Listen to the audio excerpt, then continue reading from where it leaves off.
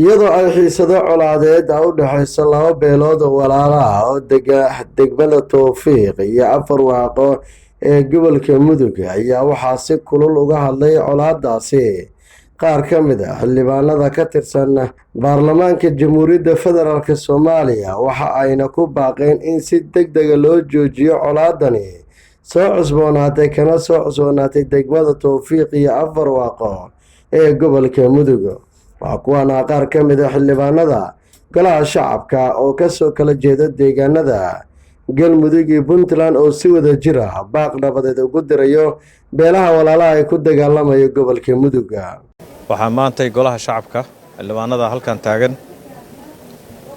aan u taaganahay inaan xanuunka iyo dareenka runtii walwalka leh maalmihii la soo dhaafay ka socday deegaamada bariga Mudug Afar Waaqo iyo maaragtay Towfiiq deegaanadaas areadaas oo dagaalo beeleed ay ka soo cusboonaadeen oo khasaare xooggan runtii dadka deegaankaas gaarsiiyay. arrintaas ayaan maantay ka tacsiyeynaynaa. waxaan runtii muujinaynaa sidaan uga xunnahay oo qarnigii 21aad iyo Soomaaliya intaasoo sano sodomeeyo sano dagaal iyo dagaal beeleedyo ku soo jirtay in hadda dagaal beeleedyo cusub ay ka soo kordhaan deegaamadaas runtii waa ayaan daro waliba khasaare xooggan oo nafeed geystay iyo dhaawacyo aan ka hari doonin dadka deegaankaas dariska ku ah walaalaha oo aan waligood ku kala guuri doonin. dhaawacyada iyo dhimashada iyo dagaalku mar allaaliya markuu sii dheeraadaba wuxuu ku sii reebayaa dadka deegaanka saamayn iyo murugo iyo urkutaallo xooggan.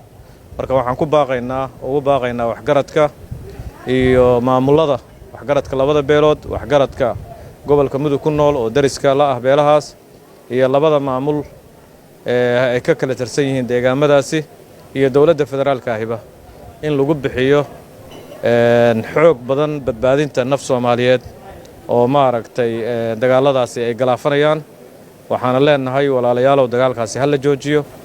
dagaal wax macno ah ama ujeeddo ah oo laga gaarayo aysan jirin in maaragtay dadka ehelka ah oo dariska ah oo walaalaha ay ku baaba'aan waqti dheer ayay Soomaaliya ku soo jirtay wax natiijo ah oo laga gaarayna ma laha.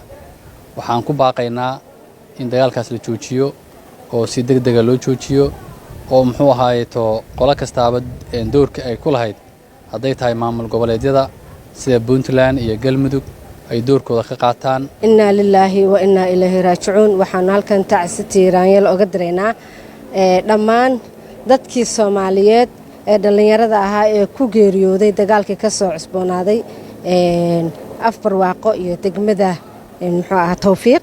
waxaanu leenahay ilaahay samriye iimaan ha ka siiyo, ilaahay qabrigooda ha u waasiciyo. waxaanuna baaq nabadeed u direynaa bulsho weynta ku dhaqan deegaankaas labada dawlad goboleed ee Puntland iyo Galmudug, culimada diinka, waxgaradka, odayaasha iyo cuqaasha.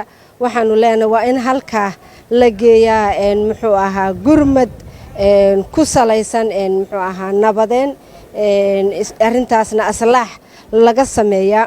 waxaan ka xunahay in maaragtay iyada oo xilli laga daalay dagaal iyo maaragtay beel in loo safto xilli laga daalay ay arrinkani timid aanu ku weynay wiilasheeni dhalinyarada ah ee mustaqbalka bari ah.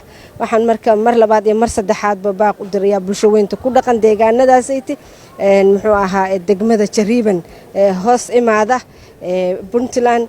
waxaan leenahay arrintaasaytii waa in si degdeg ah loo galaa. Cabdullaahi Maxamed Sheekdoon raadiyaha Tusmay telefishinka CNN.